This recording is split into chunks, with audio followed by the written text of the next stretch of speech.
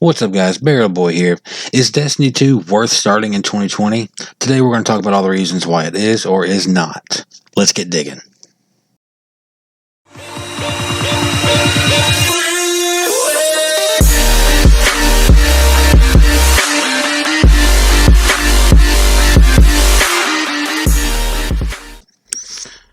Okay, so is Destiny 2 really worth starting or hopping back into now in 2020? Maybe you're a completely new player, someone brand new to Destiny. You've seen the videos on YouTube, you've seen the gameplay, you've seen things at E3 and Gamescom, and you want to know if right now, is it worth it? Are you going to be able to catch up? How far really are you going to be behind, and are you going to stay behind? Or maybe you're someone like myself who played the original Destiny 1, played D2 when it came out, and for whatever reason you stopped. You decided to quit, take a break, whatever. I get it, it's a lot. So you want to know now, is it something that's worth getting back into? Is right now the best time to get into?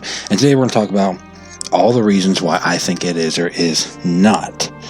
Now, to the new players, someone who's never touched Destiny before, if you hop into Destiny 2 right now, you don't buy the upgrade packs, you don't get the DLC, you just get vanilla Destiny, which is free, by the way, which I think is a phenomenal thing, a phenomenal move that they made personally. I think that was one of the better decisions Bungie made.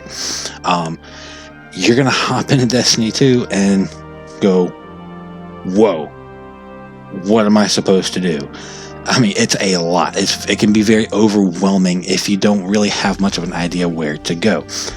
Now, yes, when you hop in new, you've got the, mini quest line, you could say, the New Light quest, which kind of guides you through, a mini storyline, you could say a mini campaign, where you're going to explore the planets, you're going to meet the vendors, you're going to acquire a little bit of gear. It'll kind of help catch your light or your power level up a little bit. And yeah, that's all great and fun and all, and it kind of gets you a feel for the game.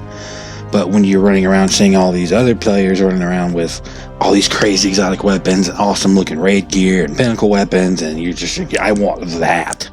You see somebody with a thorn like I did in Destiny 1 and go, I don't care what I have to do. I want that gun that guy's got. That thing looks dope. It gets to be kind of overwhelming. And I think from what I did, because I played Destiny 2 when it first came out and looked at it and just thought, this was just T-Rash. It was terrible. I was not having a good time, along with many other people. It just wasn't what I expected, because I no life D1. I was a full try-hard sweat no lifer for Destiny 1. Played the beta, and pretty much I lived, breathed, ate, and slept Destiny with Destiny 1, and to this day it's probably one of my best gaming experiences, and that's what's really I've always been a gamer, but that kind of skyrocketed me deeper into gaming communities with Destiny 1. So I had high hopes for Destiny 2 like many other people did, and we didn't get our hopes met. So I quit. I stopped playing. I decided to try and hop back into, and I started seeing videos popping up everywhere, and things are looking pretty good, and I'm starting to see on my friends list, well, a lot of my friends are going back into Destiny 2. Wonder if it's worth it. There are people on YouTube, Cacus, Houndish, Mtash, Mr. Fruit. He's more geared towards D1, but he still does things for Destiny 2. Those just to name a couple. Meso, these are some of the best people on here. They have all sorts of guides to help with where and what you should do, and that's what I did, hopping back into Destiny 2, and I wanted to catch up, but I wanted to do things right, even though I knew the basis of the game. I knew how the system generally worked. Just having a little bit of a guide, it took me a long way, I guess you could say. And so if you're worried about, hey, am I going to hop in here and I'm not going to be able to catch up, I'm always going to feel behind, and I know that feeling, and it sucks. There are many avenues, many videos, many guides, many great content creators, me hoping to be one of those myself, that will be there to help you. There are endless guides and videos for that. So catching up is actually something that is very plausible. Yes, Destiny is a grind. Destiny has always been a grind. That's just Destiny.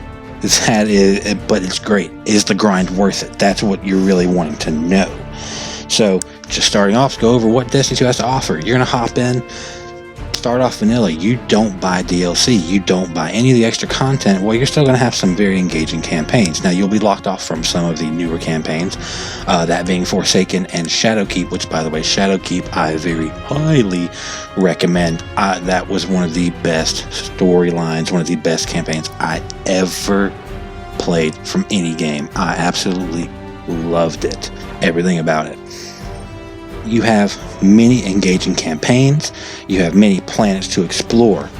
You have adventures. You have patrols. You have free roam on these planets, vendors on these planets, public events on these planets that spawn, we'll say, quote unquote, randomly. But I mean, essentially, it's pretty random. You have just an seemingly endless amount of things you can do, along with lost sectors, secret things to find on each planet and each location. It really gives you a lot of things to do. Even if you don't know where you want to go and what you want to do, you've got something you can do. And the campaigns, I believe personally, are the best way to start. They really help get your power level up. It kind of takes you through some different planets. You meet a lot more of the NPC characters. You get some really good character development to kind of get you more invested into what you're playing, which I think makes a better gaming experience. So with that alone, the campaigns do a great job of doing that. Also to offer, Destiny 2 has a very large armament. You have a wide array of armor and weapons for you to acquire. And I mean, just running through the tower alone, you'll see all these insane armor sets, and even some of the same armor sets that look completely different, just because there are seemingly an endless amount of shaders. So you have a lot of ways to really kind of customize that Guardian look via the armor, as well as how that armor looks individually by shaders. I mean, there are so many shaders. I can't tell you how much I'm having to clear out my inventory of shaders and head over to good old Master Raoul and try and recycle them just so I can acquire some of the new ones that I want to get or pick up from my collections. So there really is just an seemingly endless amount. So on the topic of armor and weapons, if you're doing your research like I believe anyone should do before you potentially invest into a game, especially one of this magnitude, you're going to see a lot of posts and a lot of videos and streamers talking about two things. You're going to hear a lot of Destiny Content Vault, which essentially means there are certain planets and they're going to be moved into the Destiny Content Vault to make room for the newer things they want to bring into the game on November 10th, the drop of the new year, and DLC Beyond Light, and to bring back some of the older things they want to bring into the game, pretty much making room.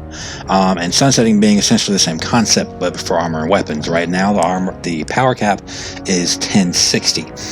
Everything will go to 1060 right now. That is our hard power cap, but there are certain select pieces of armor and weapons that when the new DLC comes out on November 10th, they will not get a power cap raise like we normally get. There will only be certain ones that will, essentially kind of forcing players to use some of the new gear.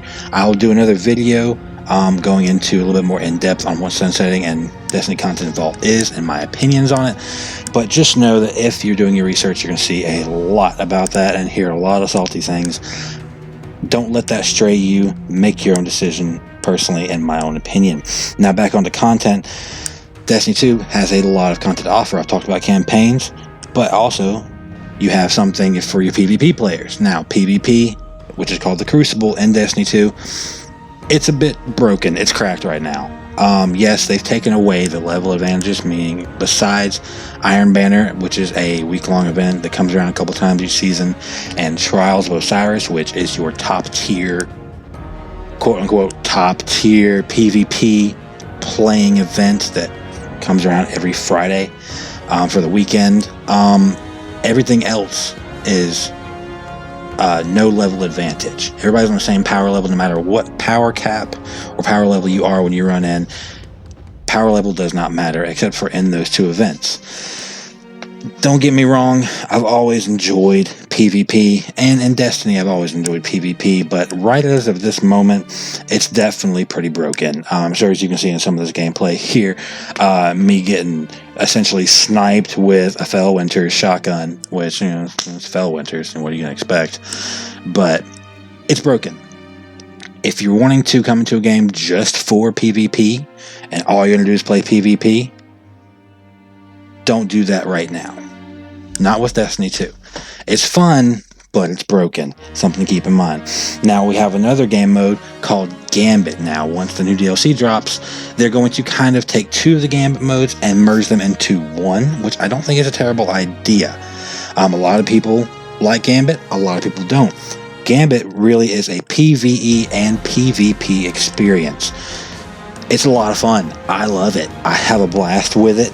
You're essentially on two different sides of a map, and you're killing ads, you're killing enemies in a PvP setting, taking motes from their bodies, banking them into a mote bank, and every so often you'll get the chance to go through a portal and invade the other team's area, or vice versa. And I mean, it's a blast. I love invading. I know it's a total douchebag move, but I love being the guy coming out there and getting the team wipe. It's a blast. I have so much fun with it. But you have that to offer, as well as you have strikes for your PvE players. You have strikes on every planet. You have a strike playlist, which are heroic strikes. It's essentially the strikes you have on every planet, but with some modifiers, some better rewards, better chances of exotic weapon drops. There are Nightfall ordeals, which are weekly. They change weekly, and it's kind of the same thing as a heroic strike, but more difficult. It is a strike that's already in game. It changes weekly, and it has more modifiers. You can select the difficulty level. Obviously, a higher difficulty level, the better the rewards. You can gather up a 3-man team or go into matchmaking with these strikes and farm them for all kinds of rewards and for resources. It's totally worth it. That being for your PvE players. Even if you're a PvP player, it's definitely worth hopping into Nightfall ordeals each week to try and get that loot. Very worth it. We have dungeons. Now, right now, there are 3. There are the Pit of Heresy, Shattered Throne, and the newest one from the season, Prophecy, which is an absolute blast and a visual astonishment to see in some pieces. Essentially, those are kind of mini raids, 3-man events. They are not matchmaking, so you're going to need to acquire a team for that. But they're a lot of fun. They're definitely worth it. You get some exclusive loot from these. Definitely have resources and loot that are worth grinding for. Definitely more difficult than your strikes, not quite at your raid. It's a good midway point. Also, now there are raids. Now, if you're going in vanilla, you're not going to get every raid. If you're just getting the free version, you're not going to get every raid, but there are raids you're going to be able to do. And raids are 6-man events. They are not matchmaking, so you'll need to acquire a team of 6 to hop into these, and they are the pinnacle of your PvE experience. They are every bit of your platforming, your puzzles, your secrets, your multiple encounter boss fights. I mean, it's a blast. I've really enjoyed what they've done with the raids in Destiny 2. I very much enjoyed Destiny 1's raids, so I'm glad that they were able to really expand that experience in Destiny 2. It is a lot of fun. They've done a very good job. I definitely think it's worth getting into. It can be difficult to get a team, but once you do and you get a consistent basis of people you like to play with, that you like to raid with, it's definitely worth it. Raids are a blast to do. Now, on the subject of teams, let's talk about clans. One of the better things I think Destiny 2 has implemented into their system is their work on clans. There were clans in Destiny 1, but in Destiny 2, you can go right to your directory and see full access to your entire clan member list. Right where you can see which of your friends lists are online or offline, you can see who in your clan is online or offline, whether or not they're on your friends list. I believe that makes it incredibly convenient. It's been a lot easier getting teams together for raids, for strikes, for Trials of Osiris, for Iron Banner, all of it. It makes things so much more convenient. I love it, and it's definitely one of the smarter things they've done. So you're having trouble trying to find people to get together for raids and for other events, there are a multitude of clans, people that are much more than willing to allow you into their clan. I have a clan as well that is very massive. We're at a little bit over 200 members right now, and it makes things really convenient. A lot of active members. It's definitely worth getting into. Another thing that I really admire in a way about Destiny 2 is there's not a lot of push for microtransactions. Yes, there are microtransactions, but honestly, it's all cosmetic. And that's great. There's no play advantage for you spending real money, any bit whatsoever. There is no pay to win in Destiny 2, and it's beautiful. And the things you can get from your microtransactions are very, very cool. There's some really awesome stuff in there. So if that's something you want to do, you can, but you're not going to be hindered if you do not do it. And now one of the big advantages to hopping into Destiny 2 right now, and pretty much for almost the next 2 months until November 10th, is you'll have access to the Umbral Engrams and the Prismatic Recaster. Umbral Engrams are essentially Engrams of the Darkness. They're these really cool kind of purple looking engrams with a dark energy radiating from them. They look awesome, and they'll drop anywhere, anytime. You'll get them in loot drops for strikes, for public events out of random region and open world chests, and you can use these to kind of give you a quick little boost in your power level. You can utilize it to focus them if you want. You can also just use them for farming for resources and farming legendary marks, which is really what I do. I've gotten everything I really want from the Prismatic Recaster, so I just kind of spam decode them without focusing them. And sometimes even, I think I've done it 3 times now, gotten exotics from it, but just using them for gear to dismantle, to get resources and legendary marks and glimmer. It's definitely a season of prep this season. It's been great. The content's been phenomenal, but it's definitely been a season of prepping for the next season. That's what a lot of us have used it for. Now, with Destiny 2 comes a very large community. Now, like with any other gaming community or any other community really in general, there are going to be that little group of toxic people. Those people you really you don't even want to be around. You don't enjoy playing with them. They're a burden, really, and that's with any gaming community. But honestly, the Destiny gaming community is just a large group of phenomenal people. There's always people looking to play, always people looking to fill slots for raids and strikes and nightfalls and Iron Banner. There's always people looking to make friends, and there's definitely always people that are willing to help. And I think that's one of the most beautiful things about it that really enhances the gaming experience, is this really great community that we have with Destiny 2. So, in conclusion, my opinion, is Destiny 2 worth jumping into in 2020 or jumping back into? Absolutely. Without any shadow of a doubt, it's definitely worth it. I'm so happy I did, and I have absolutely no regrets for it. You can do so right now and get what you can from the planets that are still here. Try and get what you can, whatever you can, don't worry about it. And then be ready, or you can wait until a little bit closer to November 10th with Beyond Light and start then. I don't really feel that you'll be at much of a disadvantage, if any at all, because of sunsetting and because of the Destiny Content Vault. I really think you would be just fine. And if you're going to do so, I say hop in vanilla. Download the game for free. Play the campaigns that are available, play the raids and all the strikes, whatever you can do for free. And if you really enjoy it that much, and I am absolutely sure that you will, then purchase the upgrade packet, which you will get both DLC, Forsaken and Shadowkeep, at a much lower price, and have at it. We'd love to have you here, this gaming community. It's definitely worth it right now. For anyone, I would highly recommend it. It's an absolute blast. So let me know down in the comments, what are you going to do? Are you wanting to hop in right now and start playing, start grinding what you can and prepping up for next season?